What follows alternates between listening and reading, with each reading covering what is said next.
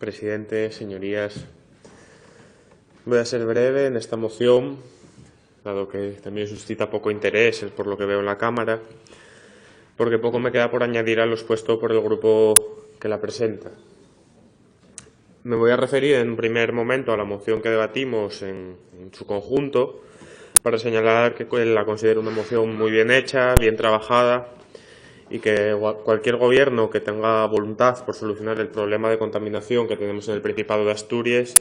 y especialmente en la zona central debería de tener a cuenta. La lástima es que para querer solucionar un problema, lo primero es reconocer el mismo,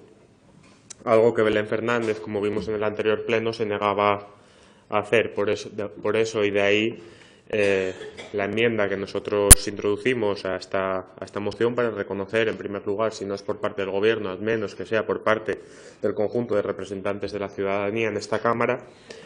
que existe este problema, que fue también lo primero que nos pidieron los vecinos de las diferentes asociaciones que se reunieron con nosotros hace unas semanas en el marco de los graves problemas de contaminación que tuvimos a principios de 2017.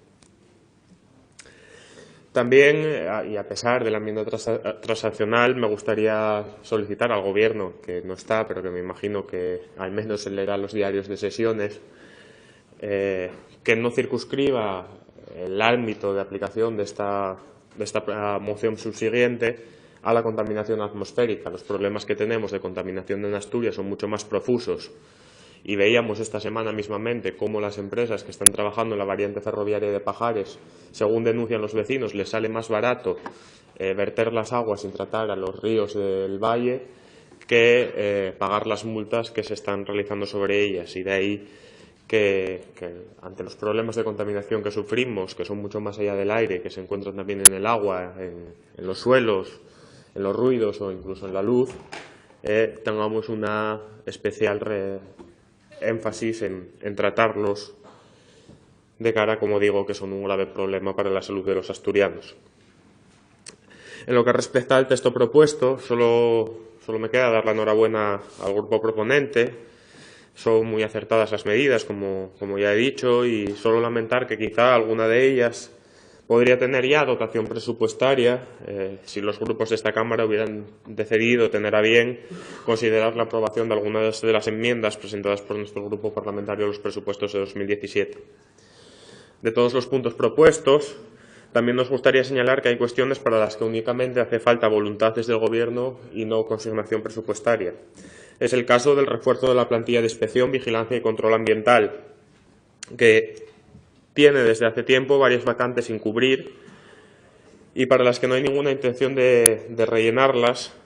tal y como acredita un correo al que hice referencia en el anterior pleno del jefe de sección de régimen interior de la Consejería, en el cual comunicaba que habían desistido de cubrir las 2 plazas vacantes que hay de inspección ambiental ahora mismo en la Consejería de Infraestructuras. La propia consejera la semana pasada reconocía que con más medios se podría cubrir mejor la vigilancia ambiental y, sin embargo, con ese correo veíamos que las palabras son una cosa, pero las intenciones reales son otra.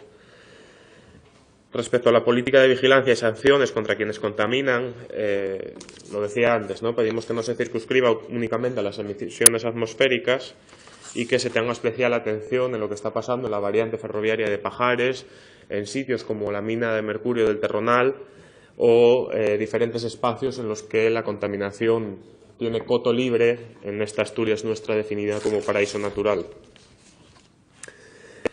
Quizás se podría realizar alguna aportación más. Las medidas contenidas en esta moción no van a ser la solución definitiva a los problemas de contaminación de Asturias, pero sí constituirían, a nuestro juicio, y de llevarse a cabo, un importante paso adelante en la lucha